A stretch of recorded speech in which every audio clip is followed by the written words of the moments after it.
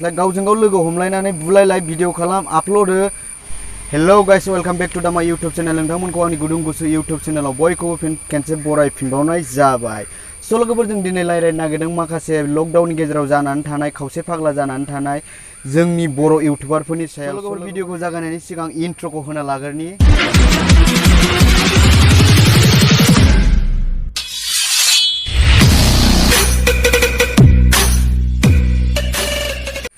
गोबां समनिफ्रायनो नुखाबोबाय थाखादों जोंनि बर' इउटुबारफ्रा गावजों गाव हेफाजाब होलायनायनि अनगायै माने गावजों गाव जावख्रुबलायनाय नांलायनाय दम हरलायनाय माने बेफोरबादिल' सोलिगासिनो आरोना। माने मा जाजोबखो जेबो मिथिला। माने साफा सानैया सिगां जा साफा सानैनि गेजेराव कन्ट्रभार्सि जादोंमोन बिसोरना माने एसे कन्ट्रभार्सिनि गेजेरजों चेनेला थाब ग्र' जादों, भिउस फैदों।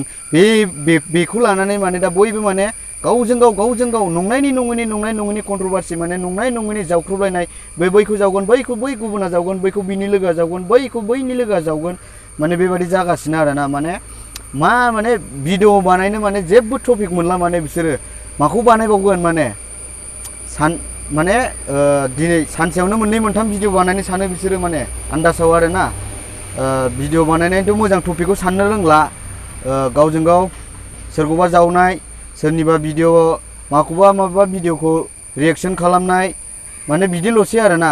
गुबुन हारिखौ नुवा, खिन्थु गुबुन हारिया मा नोंबो इउटुबार आंबो इउटुबार, नोंजों आंजों माने हेफाजाब होलायगोन, मदद होलायगोन। माने नोंथांना बोरै ग्र' जालांनाय बेफोरखौ खोन्थागोन। जोंना मा गावजों गाव मेगन सालायनायसो। उमुगनि चेनेलाव इसखिनिल' सोरबा बायला जिला इउटुबारनो, सोरबा मिस्टार दैमु जायानो। बे बखिग्राफोरनियाबो गाव गावनिखौ नाया मानो, ओमफ्राय मिस्टार लागायो। स' आं रावनिबो भिडिअनि क्लिप लागायनानै गासिखौबो बुंदों आं। भिडिअ क्लिप लागायबा माने थांखिनानै बुंनाय बादि जागोन आरोना। माबा सानो खोमा बिथांमोना माने कन्ट्रभार्सि खालामलायबासो माने बिथांमोननि चेनेला ग्र' जागोन बा गोजौनि सायाव गोजौआव थांगोन बिदि सानो। माने बिथांमोना माने गावजों गाव माने मदद होलायनायनि अनगायै माने रेसपेक्ट होलायनायनि अनगायै माने एगेन्स्ट माने गावजों गाव सुथुरसो जालायो आरो माने गावखौ गाव लेभेल देखायो। स' लोगोफोर बिदि जावलायनानै मा मोनो? मालाबादि लामा समा हाथाय बाजार लोगो मोनगोन अब्ला रियेलाव बुलायगोन ना गावजों गाव रेसपेक्ट होलायगोन? थ' लोगोफोर साननानै नोंसोर गावजों गाव जावलायनानै मा लाब दं, मा मुलाम्फा दं, मा बेनिफिट दं? भिडिअ बानायनो टपिक मोनाबा सिरियै था, भिडिअखौनो बानायनाङा। गावजों गाव बिदि एगेन्स्ट बानायना लानानै जेबो लाब गैया। मालाबा लामा सामायाव लोगो मोनगोन, टाउन सहराव लोगो मोनगोन, गावजों गाव दुब दावदाव बुलायनायसो जागोन। रेसपेक्ट होनायाथ' गोजाननि खोथाखा बियो। गुबुन हारिफोरखौ खिन्थु बिदि नुवा आरोना।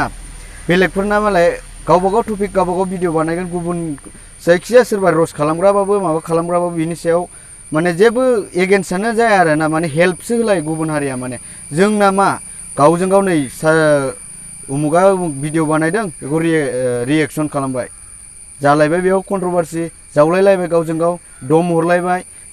नै ओमफ्राय जों नायग्राफोर जों अडिसनफ्रा बेफोरखौनो नायनोसै।